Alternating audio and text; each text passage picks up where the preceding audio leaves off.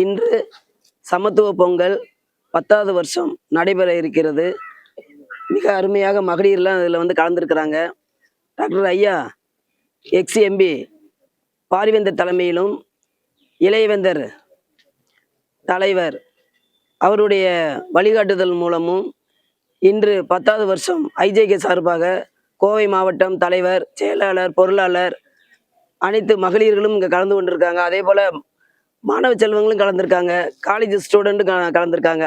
அனைத்து மகளிர்கள் இங்கே வருகிந்துள்ள அனைத்து நல்ல உள்ளங்களுக்கும் என்னுடைய மனமார்ந்த சமத்துவ பொங்கல் சார்பாக நன்றிகளையும் வாழ்த்துக்களையும் தெரிவித்துக் கொள்கிறேன். நம்ம விவசாய குடும்பத்தில் நம்ம பிறந்து வந்ததை மறக்கவே கூடாது. ஏனென்றால் அதில் நம்ம அறுவடை செஞ்சு தான் நம்ம பசி தான் முக்கியம் வந்து நம்மளுக்கு காரணம். அந்த பசியை போக்குறதுக்கு தான் விவசாயத்தை நம்ம ஊக்குவிக்கணும். அந்த அந்த இதில் தான் நம்ம வந்து இன்று வந்து தை பிறந்தால் வழி பிறக்கும்னு சொல்லுவாங்க. அதே போல் இன்று விவசாயத்தை முன்னிட்டு அறுவடை செஞ்சு அந்த நெல்லிலிருந்து நம்ம பொங்கல் வச்சு மகிழ்ச்சியாக ஒவ்வொரு குடும்பமும் சார்ந்து இதை நம்ம கொண்டாடி கொண்டு இருக்கிறோம். இது 10வது வருஷம் சமத்துவ பொங்கல். வருஷம் நாங்கள் 100 பொங்கல் மகளிர்கள்லாம் வைக்கிறாங்க. இது வந்து 10வது வருஷம் தொடக்க விழா.